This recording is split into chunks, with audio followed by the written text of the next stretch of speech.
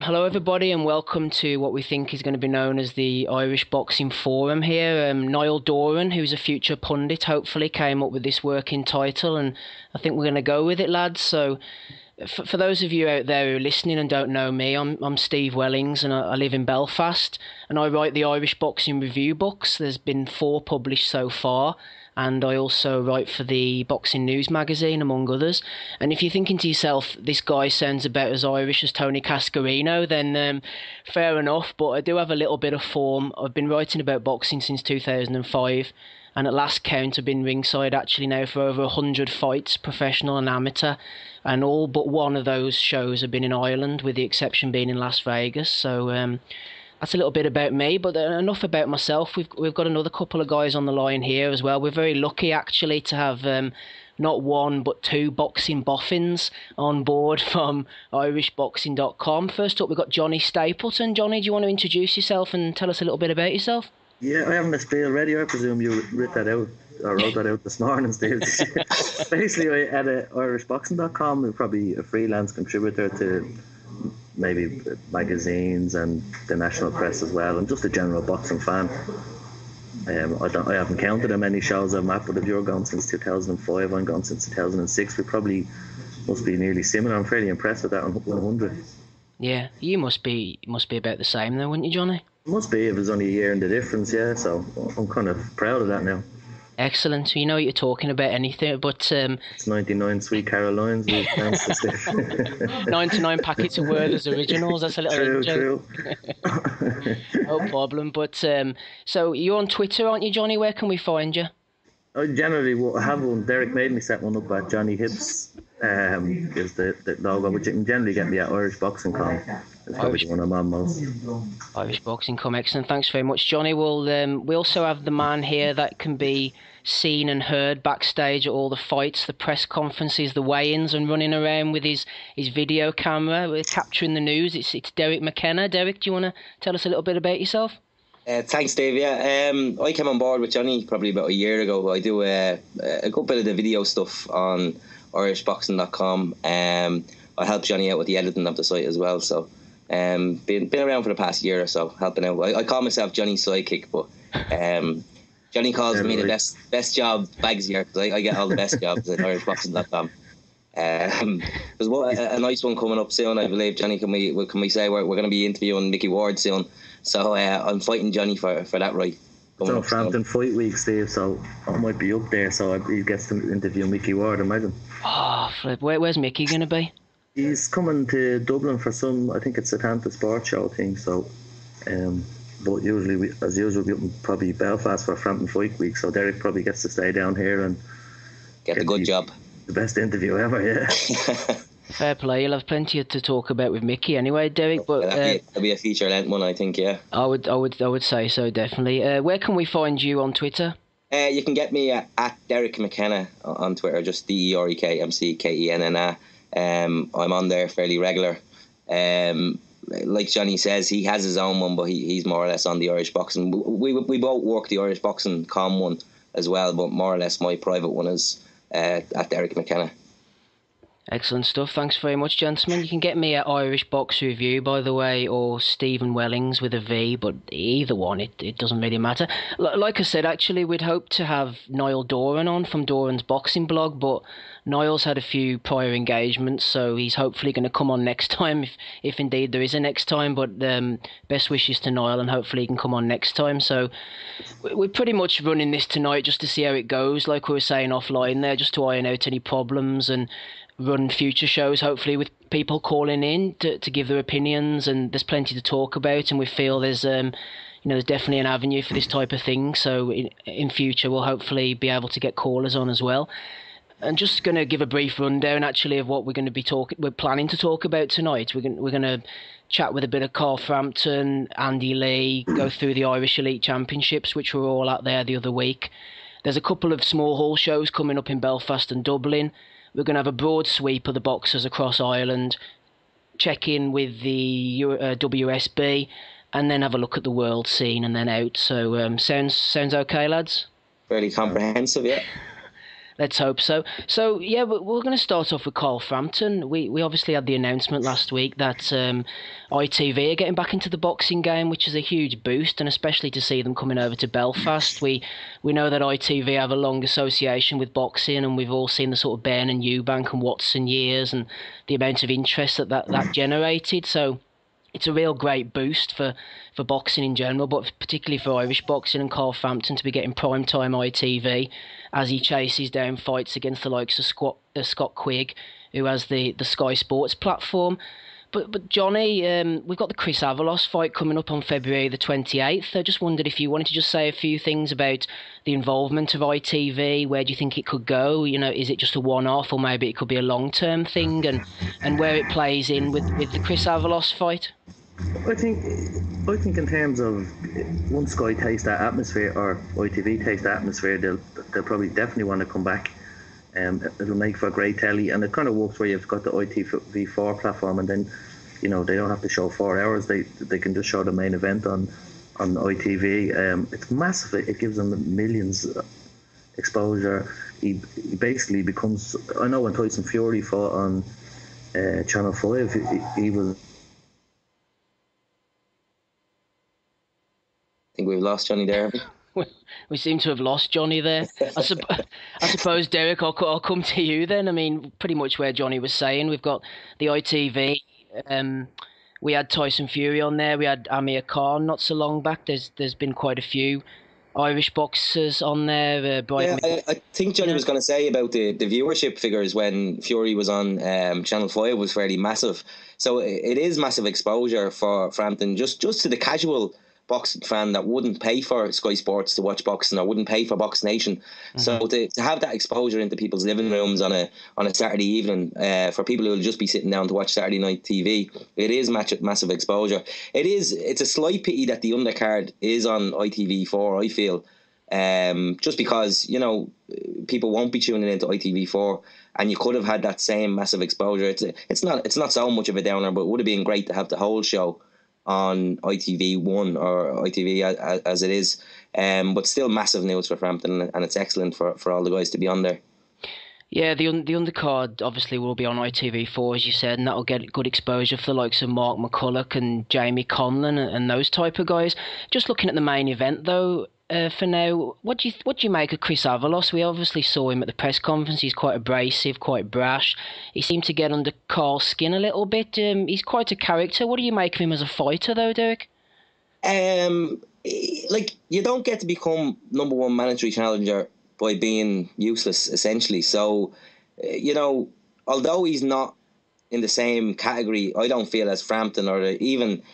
Although I don't rate Santa Cruz as highly as Frampton, and I don't think he's in the same category of Santa Cruz either, he's still a fighter that has to be respected at that level. And he's a very, very confident lad. You've seen him yourself at the press conference. He's predicted a knockout, and he talks a good game.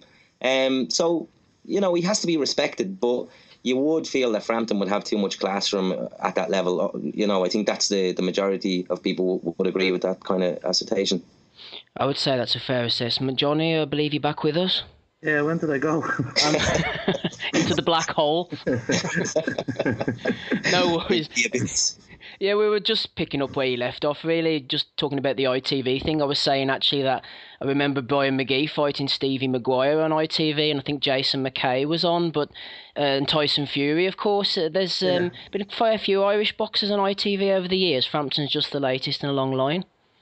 Yeah, and maybe there'll be more to follow if things work out. Like, if I see, the worry I have is that everyone wants the Scott Quigg fight, and will that be on ITV? I don't think Cairn will allow it to be on ITV.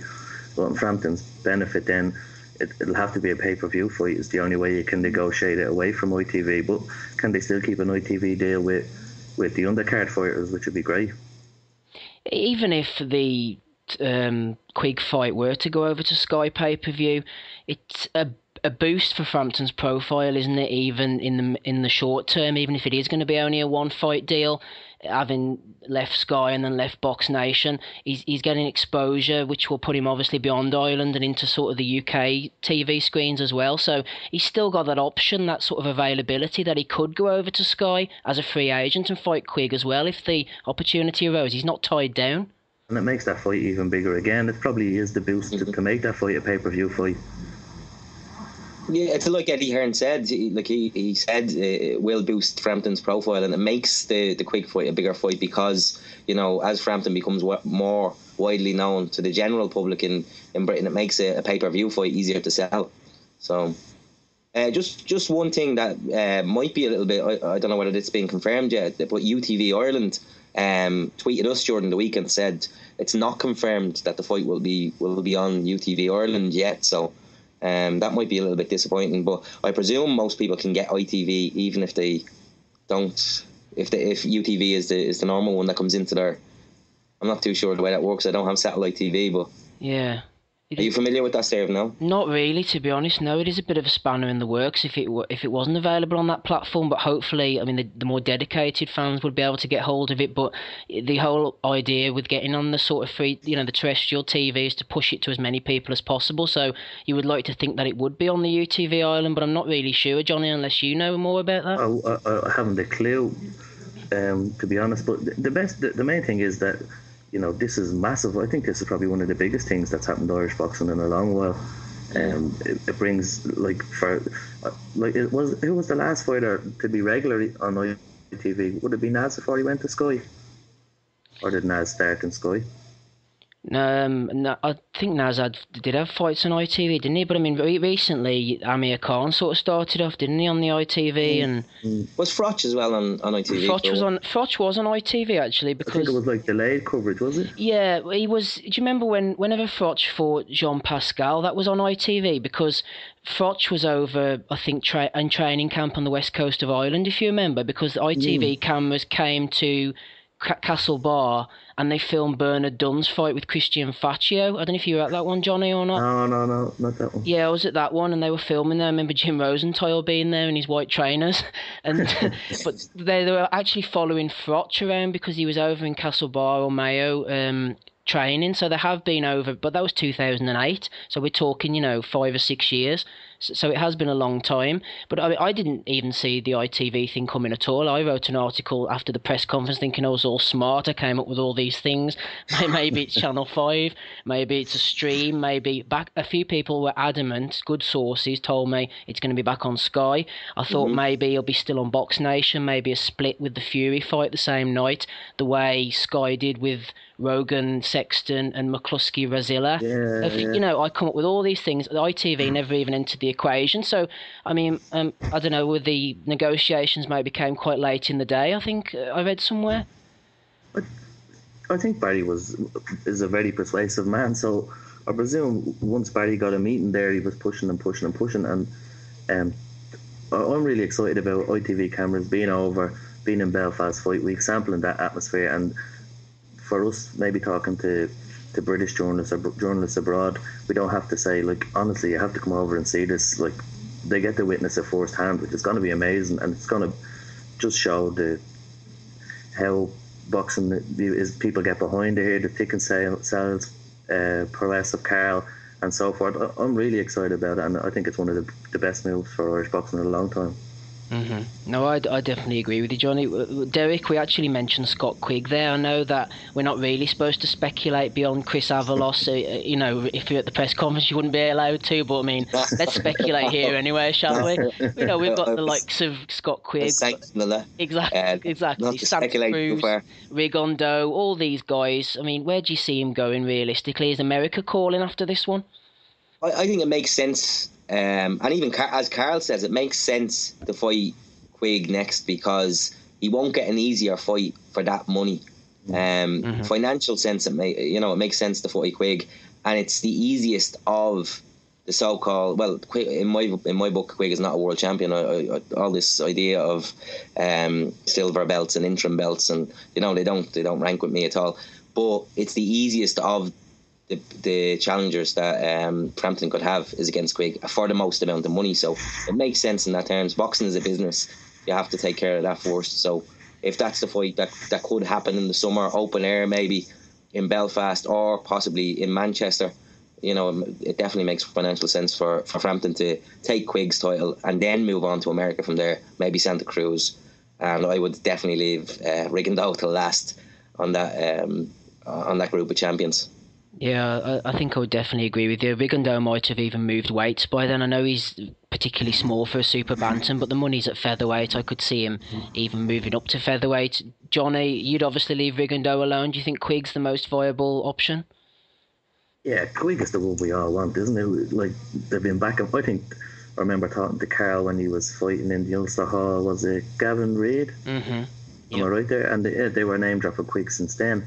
And so it's been building and building and building, and I honestly love to see him stop Quigg. And because people think Quigg is decent, okay, he's a good enough fighter, but he's not at Carl's level, I don't think. So Carl, stop Quigg, get the kudos for stopping Quigg off people who think Quigg is decent, make good money, and then he has Leo Santa Cruz, who's getting huge money to fight nobodies at the moment, which suggests that they don't trust him either.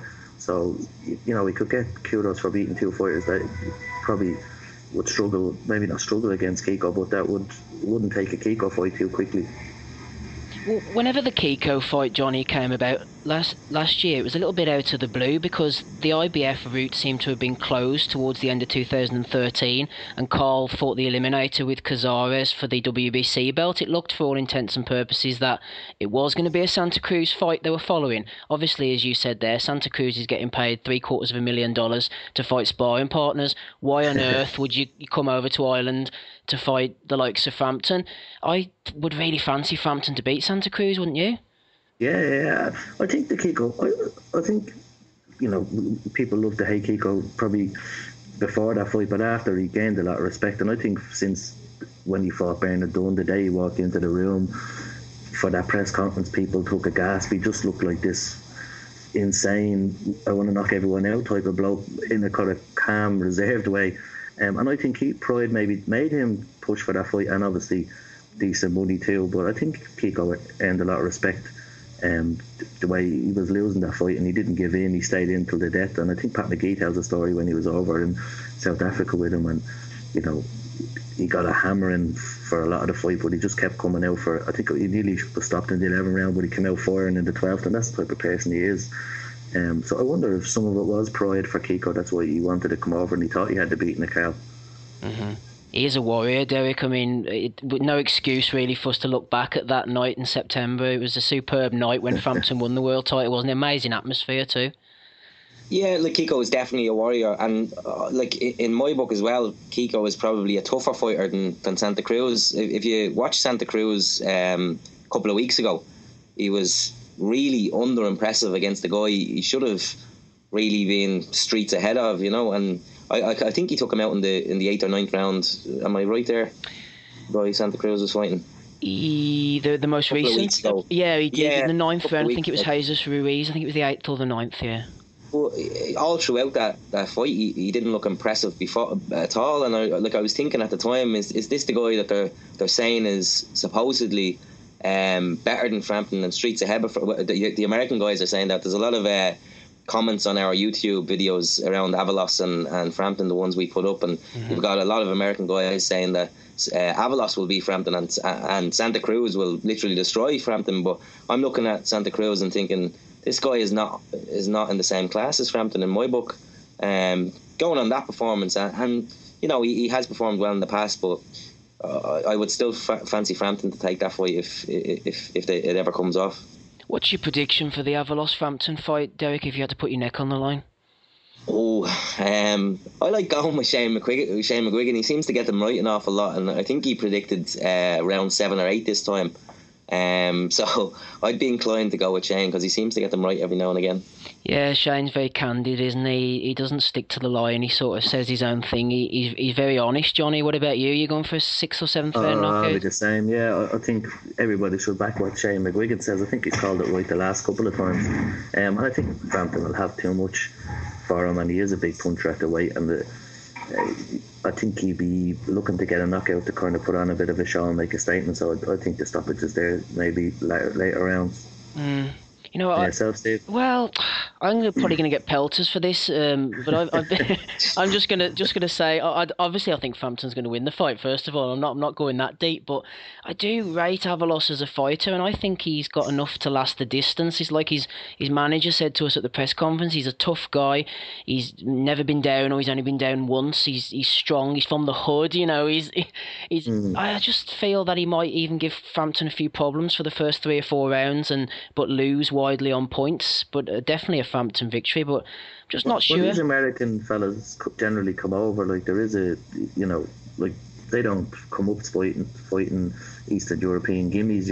They've been in tough fights, and when they do come over, they're always a little bit better than we give them credit for.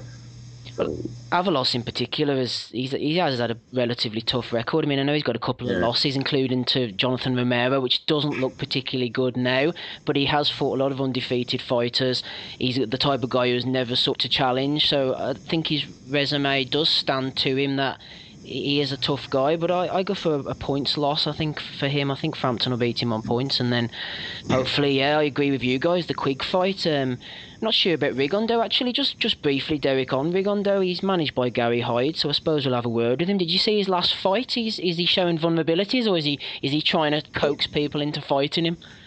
I don't think so. I don't like the guy he was fighting last time. I think he was in around 6 foot, so Rigondeaux had to get in close to him, and got caught once or twice. But there was nothing really venomous in the punches he was caught with. He was put down fair enough, but when you look at Rigondeaux's face at the end of that fight, and you look at the other guy's face at the end of the fight, that kind of told its own story. The other guy looked like a disfigured face, whereas there wasn't a mark on Rigondeaux. And I think he was down twice. One of them looked like he was caught off balance. One of them was quite soft. It was off balance. The other one, he looked a little bit more stunned. But yeah, I see what you mean. So I wouldn't think Rigondeaux is waning just yet. Now, I spoke to Gary Hyde, I think, a couple of months back, and I think Jonny might have spoken to him recently as well, and he says that the Frampton Rigondeaux fight has to happen at some stage. But he also said if he was Frampton's manager, he wouldn't put Frampton in with Rigondeaux as well. That's playing a pride. Yeah. Look, I would tend to agree with that statement. I think anybody going in with Rigondeaux now, simply because it is a really, really, really tough fight. The financial rewards are perhaps not there for that fight, and if you look at boxing as a business, then it's too risky at this stage of Frampton's career. He's only been world champion. He hasn't even made his first defence yet. So I think a Rigondeaux fight should be 4 or 5 defences down the line. When you're looking to unify the division, but definitely not before that. Definitely not before a Quigg or a Santa Cruz, without a doubt. Mm-hmm. There is a school of thought, actually, Jonny. I've heard somebody come up with this recently. He said they think they would respect the sort of holy trinity of fighters below Rigondeaux, namely Frampton, Quigg, Santa Cruz, if one of them stepped in with Rigondeaux, sort of knowing you were the underdog, knowing you were going to lose, giving it your best shot. It wouldn't hurt your stock that much if you did lose to this superior, ultra-skilled fighter, but you'd actually receive more props for getting in there and testing yourself. Do you give any credence to that view? Yeah, that does make a bit of sense. But then, if Leo Santa Cruz gets in with Rigondeaux, does that scupper the Frampton fight?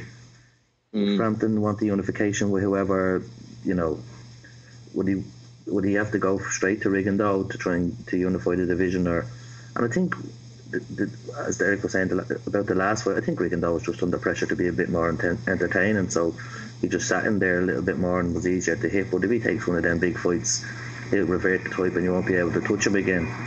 So, you would get credit, but you wouldn't get the money, or you wouldn't get a belt out of it. So, it's not credit in the bank, really.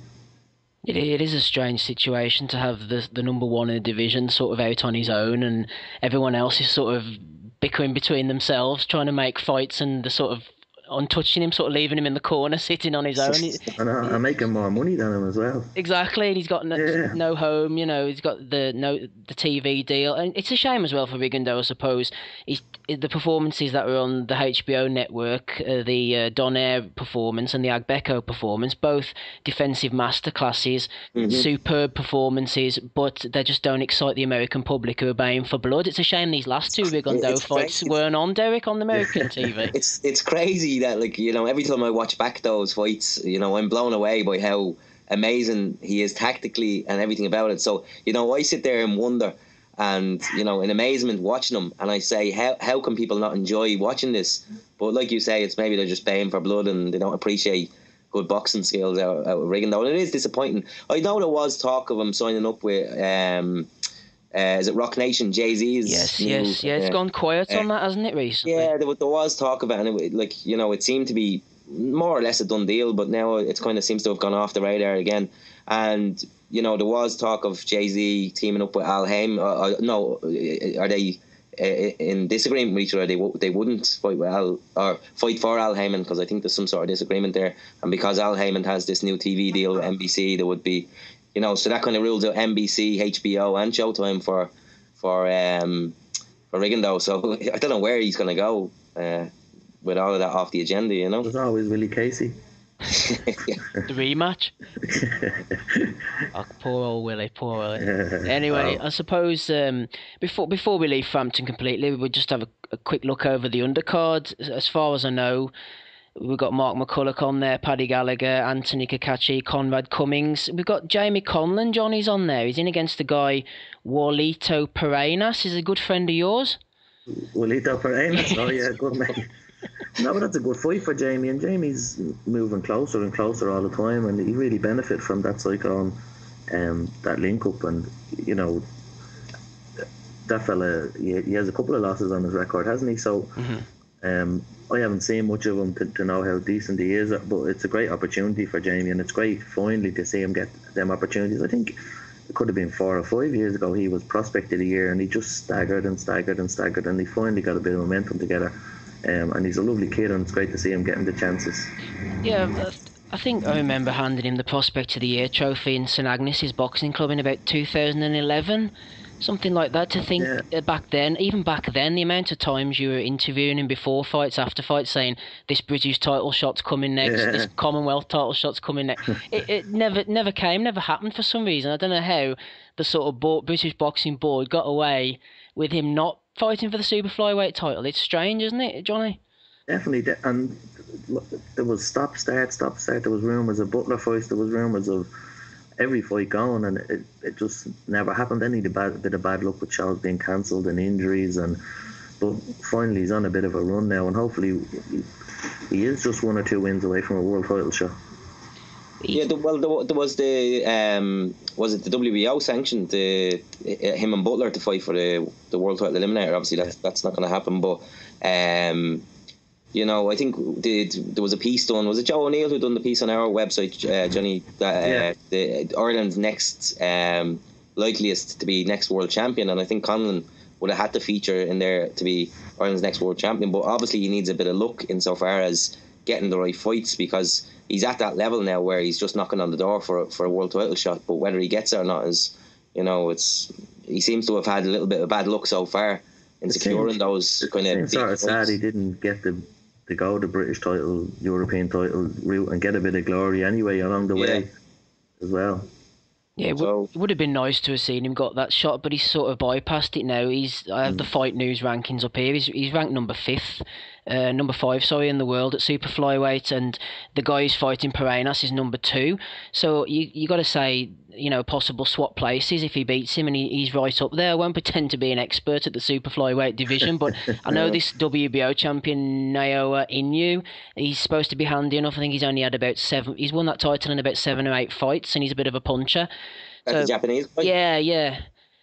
Like the guy that Conlon's fighting has lost 6 times. So he hasn't got a totally brilliant record, but I like Jamie Conlon. I like his style, and I think there's a good chance if he wins this one that he has to be knocking on the door for a world title shot probably later in the year. Maybe even in the summer on the undercard of Frampton and Quigg. Getting that Japanese guy over here would be a bit hard though, wouldn't it? It'd be very difficult, wouldn't it? Yeah. You know, it'd be very difficult. You might have to travel pretty, like Damien Kelly had to travel Yeah. for Pacheco all those years ago. Wayne McCullough. Wayne McCullough as well. Yeah, I mean, Yeah. it's not an impossible task, but it'd be difficult enough. But it's good to see. It's good to see Jamie finally moving up the rankings, and another guy moving up the rankings as well, Mark McCulloch. I mean, would you guys say? I mean, Jonny, would you say the McCulloch-Parlagi fight last year at the Waterfront was one of the best fights, wasn't it? Oh, what a fight! What a fight! I think everybody was shocked ringside. Here's this flyweight, you know, moving up. But what a fight! And he came in and he gave it his all. He had McCulloch down at one stage, didn't he? Yeah, and I think that was as well. Yeah, it was a great learning fight for Mark. But Mark is one of the most improved fighters out there. I think once he settled at a weight, I think John Breen was saying he was fighting at welterweight or light welter, and he was just taking fights. But again, once he got a bit of backing behind him, he could settle at a weight and he could get decent fights in. He's really improved. But that fight was edge of the seat stuff and nail biting. Everyone thought, oh no, this is all going wrong. But he pulled it out of the bag, and fair play to him. I think Parlagi will never get a fight within Britain or Ireland again after that performance. But fair play to Marco in that fight. He did pull it out of the bag, and I think he'll learn a lot from that fight as well, because you know he had to dig into the trenches in that one. So he will learn a lot, and he's another one who potentially maybe not this year, but early next year could be knocking on the door, moving up the rankings as well. Like, you know, that whole stable there of Conlon, McCulloch and Cummings, they're all steadily progressing along nicely. Like, so, you know, Marco's another guy who could be knocking on the door. Probably this year is a bit too early, but maybe early next year or mid next year you could see more from Marco on the world stage. I'd pay to see Parlagi on an undercard over here. They should get him over here. Yeah, but you wouldn't match him with your fighter, Jonny. I definitely wouldn't. Well, we forgot to mention Kakashi there. I think Kakashi is a super talent. I think anyone who's seen him on the small hall shows when he won the Irish title that time, and allegedly now he's training well and he's eating right and he's living the life, and if he can improve on what he was, well then definitely it looks like if there was improvement to be made, definitely looks like he could be one to watch too. He's one of these guys. Sorry, Derek, I was just going to say he's one of these guys, Kakashi, who whenever you talk to people and you ask them who's the most talented guy on the scene, who's the most talented guy you've sparred or trained with, his name always comes up, doesn't it, Kakashi? He's like one of them footballers, like, I don't know, that drank too much or something. It's not saying that he drinks too much, but it's a similar story, isn't it? Oh, you should see what he could have been played for Ireland or whatever. It's the same thing. Like, you do hear a lot about man. I don't know if you agree, Steve, but when we did see him on them undercard fights or on them small hall shows, he always looked a class above.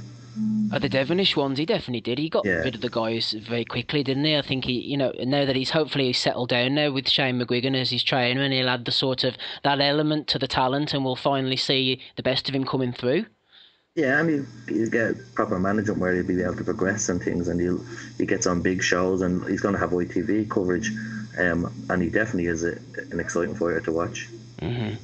Anybody also, we have Paddy Gallagher on the undercard there. Be interesting to see how Paddy gets on. He looked good last time out at the Devonish, so you know, see how he's progressing. You've Conrad on there. I don't think there's anybody else confirmed on that yet, is there? Other than I haven't heard of anybody. That's the list I've got. But Paddy Gallagher there, you mentioned, definitely he did look good on the undercard. I was impressed with the way he boxed, because when he fought in the prize fighter last April, he was like a man possessed. Mention the prize fighter, Steve. Not to his missus anyway. He was like a man possessed though, wasn't he? You know, he was sort of throwing a lot of wild hooks. He was expending a lot of energy, and he obviously lost in the first round to Ochieng, and then he got back in because Ochieng wasn't well, and you know, he eventually got to the final. But what I was impressed with Derek on the Devonish was the way he boxed. He got behind the jab, he put his hands up, he showed a bit more refinement to his work, which he needed to do. Yeah, and I think he said to us as well afterwards, he learned from as much as, like Jonny said, don't mention prize fighter, because as much as he doesn't like talking about it, and like Jonny says, his girlfriend doesn't like talking about it either. But I think he's learned from the experience, and he's chalked it down, and he's pushing on from there. And like you say, he did look very impressive in his last performance. So it will be interesting to see how much he kicks on. Of course, it all comes down to who a lot of the undercard guys are fighting and what type of tests they're given. So, we can only kind of base it on who we see them fighting against. But I'm interested to see how Paddy's getting on, and looking forward to seeing him on that show. Certainly. And before we move on to Andy Lee, just one final word briefly, Jonny, about Conrad Cummings. What do you expect for him over the coming year? They're talking big things about Conrad Cummings, and Cummings was always great to watch in the amateurs. He had a go. He's a pure warrior. I get the feeling he's like Willie Casey. You could say to him, jump out that window, it's part of your training, and he'd do it. We've lost Jonny again. No, I'm still here. Okay. You there, Jonny? Yeah, can you hear me? Yeah. You there, Derek? Oh, I'm there. Yeah, sorry. I don't know whether you lost me or you lost Jonny there. We lost somebody. But you're here. Don't worry. Don't worry. I forget what I was saying now. Yeah. No, but I'd like to see Cummins, step up in opponent and let's see what they have. The stuff they've been working on. They seem to be trying to rein him in to get him to box a bit more rather than be that all-out aggression side. But if he keeps some of that aggression and he puts a bit of boxing in it, he's another one that can go a long way. Certainly. Well, that's the Frampton card. I suppose we've gone through there. The ITV. We'll take a look over Andy Lee's future prospects. I hope you boys are going to fill me in because I'm not even sure what the latest is with Lee and his next fight possibilities. Of course, it was going to be Billy Joe Saunders. It was going to be the mandatory, and then they were talking about Patrick Nielsen, I think the Danish guy, in early March, and then Peter Quillen's name's been talked about for April the 11th, if I got my dates right. And after last year's exploits, we're expecting a big year for Lee. It'd be great to see him over here, Jonny. I mean, what's the latest? What's happening with him? This is the way I understand it, and I'm not 100% sure. So basically, they looked like they were going to do Nielsen in Dublin around Paddy's Day, and then Warren gave the go-ahead as he looks after Billy Joe. He was saying, okay, we'll give you a voluntary before we evoke the mandatory status. And then when he got an offer to fight Quinlan,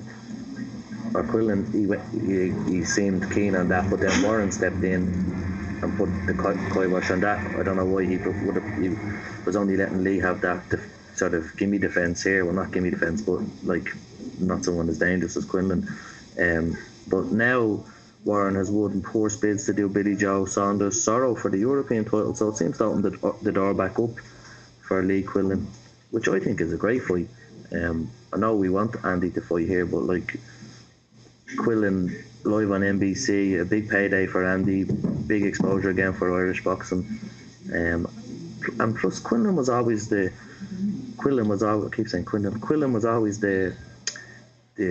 champion that everyone wanted, but now people seem to suggest it's a very dangerous fight for Andy. I'm not too sure what your thoughts on that one is, Steve.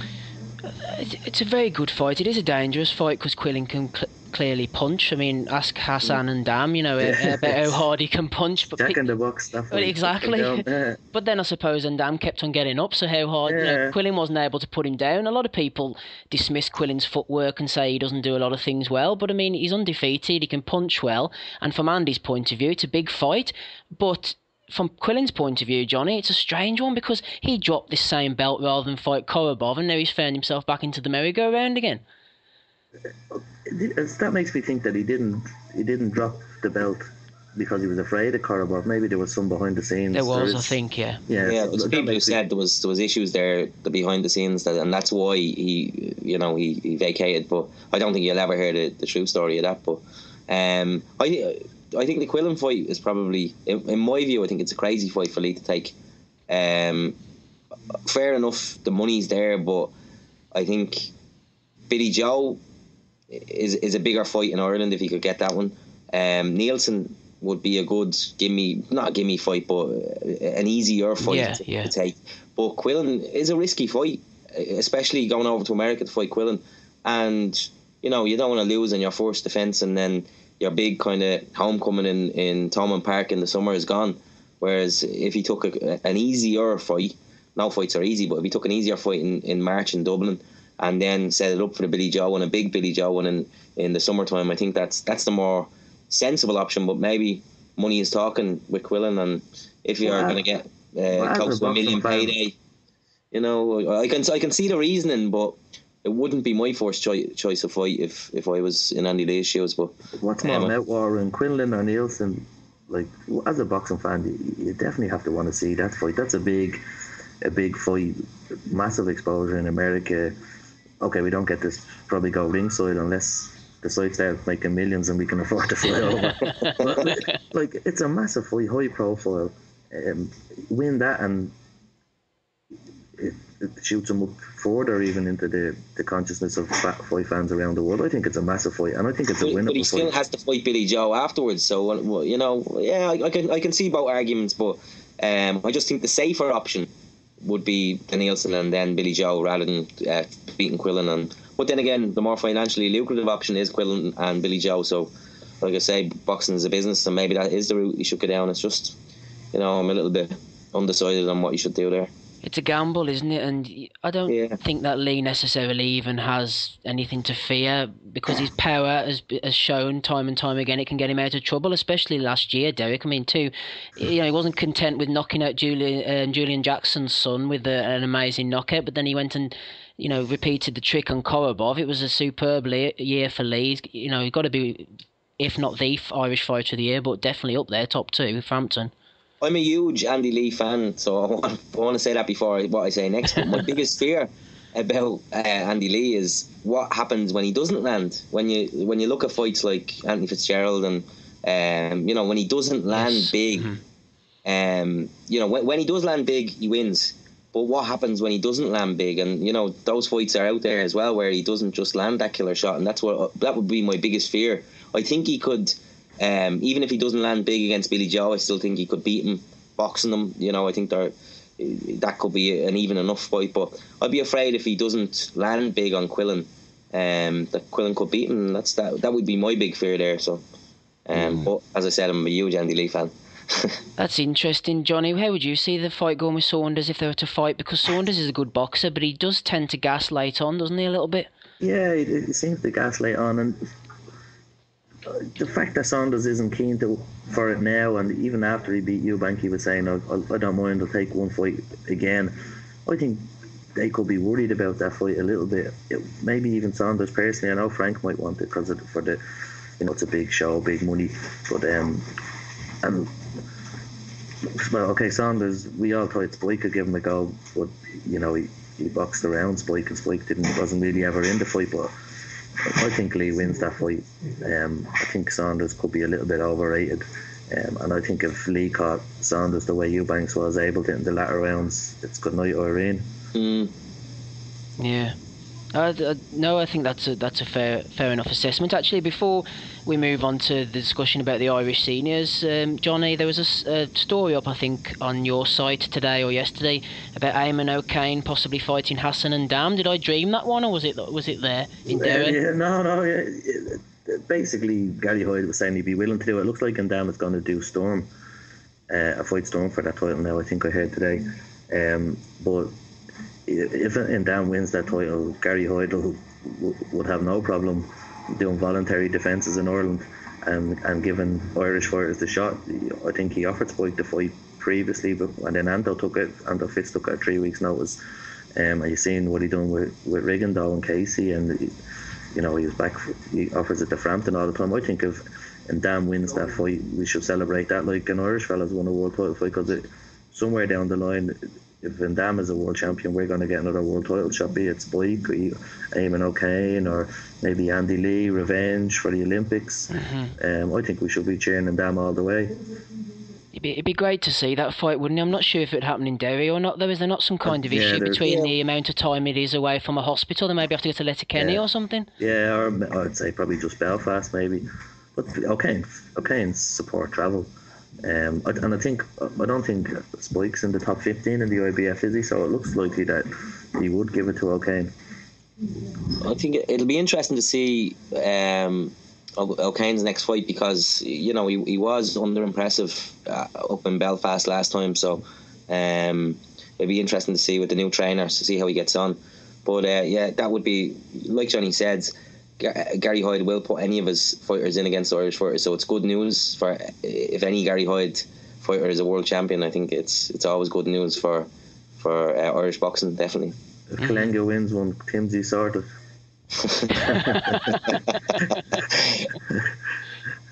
Don't go into the matchmaking business. No, but fair play to O'Kane. I mean, he's number 8 in the IBF.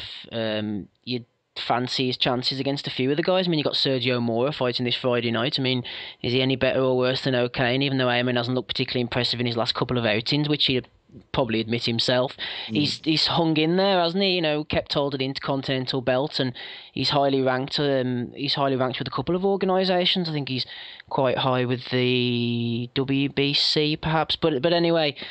So we'll move on to have a quick discussion about the Irish Elite Championships. We were all there it wasn't last Friday, it was a couple of Fridays ago now, wasn't it? I think in the National Stadium. Who shone for you, Derek? Who stuck out for you on that night? I think obviously Dean Walsh was really impressive because when we watched Ray Moylett the week before, Moylett looked extremely impressive, and I was expecting Moylett to do a number on Dean Walsh, and when he didn't, and Dean Walsh performed so excellently and won boxer of the tournament as well. I think that night he was really, really a standout performance. I think also Darren O'Neill was really impressive. He was, yeah. Like we didn't, because he's gone up in weight so much, there was potential for him to be kind of sluggish or whatever at that weight, but he looked like a natural at the weight. And I like the guy he was fighting. I can't pronounce his surname. Johnny can probably pronounce it there, but Ken, the guy from Athlone. But it was a good fight. Adam Nolan was extremely impressive as well. I think he was fighting John Joe Joyce, was it? Yes, he was, yeah. And I thought he was superb. It was probably... That was one of the performances of the night, the way he just dismantled John Joe Joyce in that fight, I thought. And people say that he kind of gasses a little bit towards the end. He paced himself, didn't he? Yeah, he didn't at all, and he looked good throughout the 3 rounds. So I thought those 3 were the 3 standouts for me on the night, I think, definitely, yeah. Johnny, what about yourself? Derek's the best jobs Bagsy, and he just Bagsy'd all the I was really disappointed with the seniors, if I'm honest, this year. It just lacked that sort of big name. We've probably been spoiled over the last couple of years when you got Paddy Barnes and Michael Conlon, and they'd be in tough enough fights, and you probably have Hickey, Moyle and Young Phil, and they're always real competitive weight divisions there. But this year it was just, you kind of knew who was going to win throughout.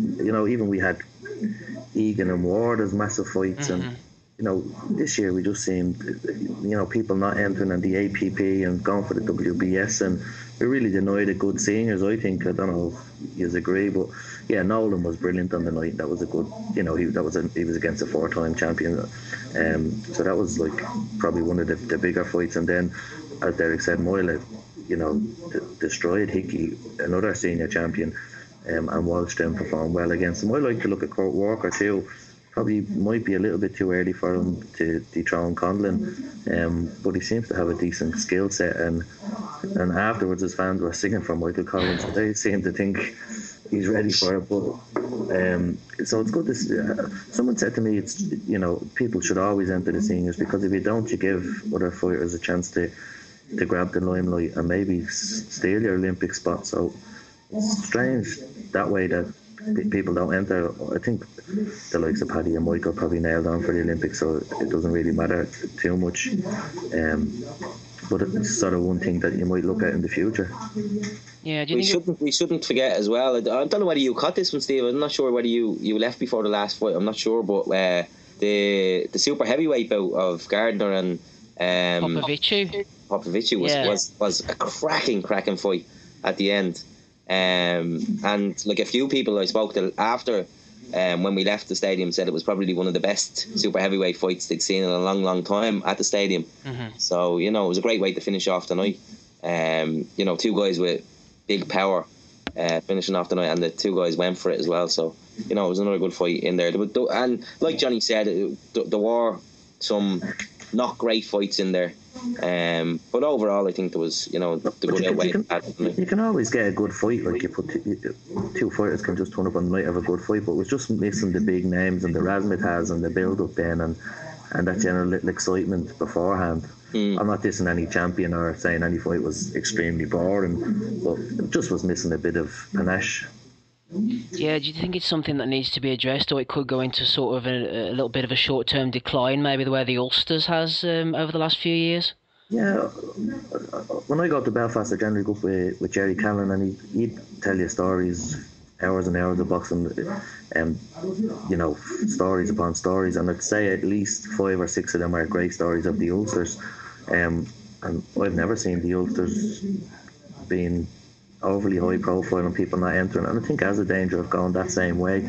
I don't know how you address it, or with the WSB and the APA, what do you do? Like, well, I think certainly something should be addressed, and it seems the fairest way to do it, doesn't it? The senior champion is in pole position, and it makes them championships huge. Then, but I don't know the answer. No, I don't have any answers myself. But Derek, unless you've got any answers, we can move on. Is there anything you can add? No, I won't add that one. Let us move on. We'll maybe have a think about that one, shall we? No problem, lads. Well, we'll drop the vest. I was going to say the head guards and vest, but the head guards are long gone, of course. Back to the paid circuit, and this Saturday night, actually, Mark Dunlop is running a show in Belfast in the Devonish complex. We've been to many of these ourselves. The Devonish is a great venue. It's well located. It creates a brilliant atmosphere, and everyone seems to have a good time. There's James Tennyson and Paul Hyland Jr. are headlining, but Derek, if you want to jump in first, any of the guys catch your eye on the card? Well, I've not seen Kieran McFarlane, and I've not seen Tyrone McKenna, so I'm looking forward. Paul Hyland's a beautiful boxer, actually.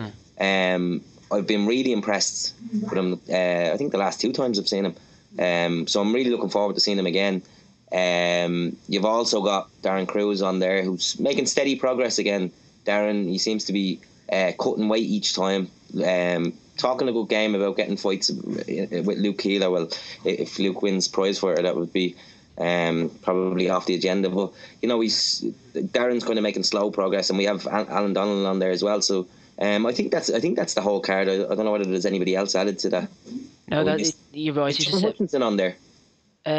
No, it's a 7-fight card. We've got James Tennyson and Paul Hyland Jr. and then the guys you mentioned, McVarn, McKenna, Cruz and Donnellan. I don't think I've left anybody off, have I, Jonny? Michael McKinson.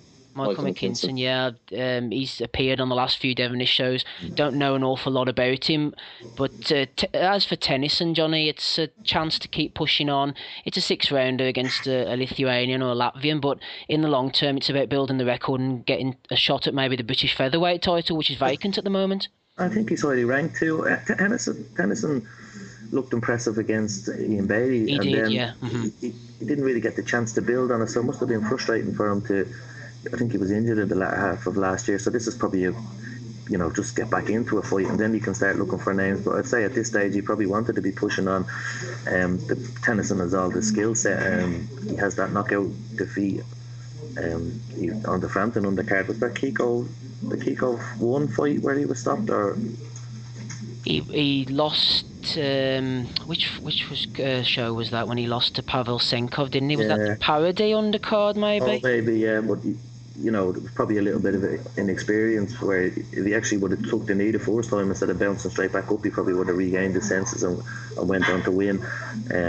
But he has all the skill set. He probably just lacks that little bit of man strength at the minute, and hopefully grow into himself over the coming years. I think Paul Hyland Jr. is as impressed as well on the fights, and he's probably, if he actually fought a journeyman, a more experienced journeyman that wasn't a kickboxer or the last fella you fought, you would never be able to spar to leg him.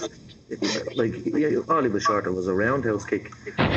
That's right, yeah. He was unbelievable. So I think if he gets a conventional boxer, you'll probably see the best of him. And I'm hearing good things about Kieran McFarlane, but I haven't seen him. And it's good to see Darren Cruz coming back and showing a great skill set and getting fitter as well. It's just the weight, isn't it, with Cruz, really? The skills are there. It's just getting down to the right weight. Yeah, and deciding what weight to fight on at. Because even now he's still talking about super middleweight and middleweight. I think Darren looked really impressive. Not his last fight, the one before that where he boxed fairly well. His last fight was... who was his last fight against, actually? Did he fight Harry Matthews in one of his... D-Tiger was the last one, wasn't it? Yeah, D-Taggart, it wasn't really much of a fight. I wouldn't call it much of a fight, but his one before that, he was, he boxed really well, and it looked like he had a lot of power behind him. Now, I spoke to him afterwards, and he said he is looking to cut down on the weight, but he's not looking to do it drastically. He's just doing it bit by bit and slowly, and to get down to middleweight again. But I'm not sure whether his plan is to stay at super or middleweight, but he, at that stage he was talking about getting down to middleweight. And I think he has said himself he took some fights early on in his career that others wouldn't have taken, but he took the risk with them, and maybe ill-advised to take those fights so early, but he's learned for that, and he's one of those that's written off. So it's win-win all the way. Like, a lot of people wrote him off after, and they just look at his record and they see he lost to Lee Morta and so forth. But so he's lots of room to improve, and people will be impressed from just looking at this fella's have to make massive improvements, where the skill set was always there. He was probably unlucky in a couple of fights, and then some of them probably came down to fitness. McKenna, Steve, much about? I haven't seen him professionally, but no, I haven't seen much of him as a professional either. I know that he was a good amateur, had his first 5 fights over in America, and he's back now at 5-0. It's hard to know what he's got as a pro, because if you look at his opposition level, they're guys with not many wins on their record, and in fact guys who've never had a win. So it's hard to gauge what he's got to offer till we see him in action. And McVarnock, I haven't seen him fight either, although apparently Paul Butler's going to be in his corner, who we were mentioning earlier. Yeah, that'd be an interesting interview to get with Jamie Collins on that while he's there. Yeah, I was thinking that. Is that you ordering me to get an interview while I'm up there? Make sure you do. That was Johnny's subtle way of telling me I have to get an interview. I know, but I'm looking forward to it. Should be a good card, hopefully. I think fair play to Mark Dunlop. You have to give him credit. He's he's probably the only promoter in Ireland at the moment who's regularly putting on shows. They're always good shows. The Devonish is an excellent venue for the shows. And there's always good talent on there. So you have to give credit to Mark. He does a great job. Which helps us. But I think maybe next year, the year after, when we start to see some of these fellas in bigger fights, you really see the benefits of all that hard work. Yeah, he's keeping them busy, isn't he? And it's the same can be said as well, I suppose, moving on to Pat Magee's show, which is in Dublin. It's in the Red Cow, is it, on February the 20th? Yeah, it is. Yeah, we've had a show in there recently, Alan Wilton's show, which went pretty well. It was fairly well attended. So we've got Tommy McCarthy on this one, Sean Turner, Phil Sutcliffe Jr., Steve Collins Jr., Gerard Whitehouse, and who was the other guy, Jonny? Shorty Carroll. Shorty Carroll. Who do you like the look of out of that group? Well, you've got 3 senior champions on that show, haven't you? You've got Phil, Tommy, and Big Sexy, and 3 bangers then at that as well. So and Phil has got a 7-1 fighter. That is trying to progress him quickly. He was telling me the other day he wants to fight 4 times before July. Hopefully be put in place for a title shot for Christmas then. So seems exciting times for young Phil. Yeah. Like that night has the potential to be a cracking night where we could see some knockouts that night. Obviously with Tommy has potential. Big Sexy, you would expect a knockout every time he gets in the ring. Phil as well, the way he bangs, you could expect another knockout there. So there's 3 that you would expect to happen. And then also you have Steve Collins Jr. I don't know what you mentioned that he's fighting Moses.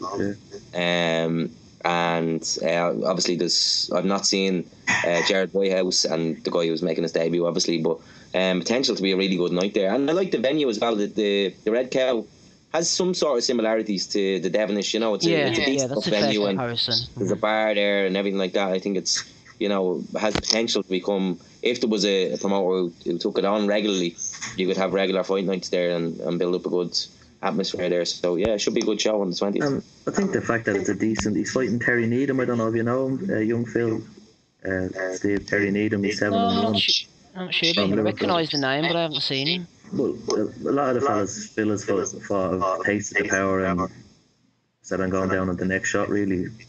So this fella will be there to win. So we could see Phil getting a nice clean cuts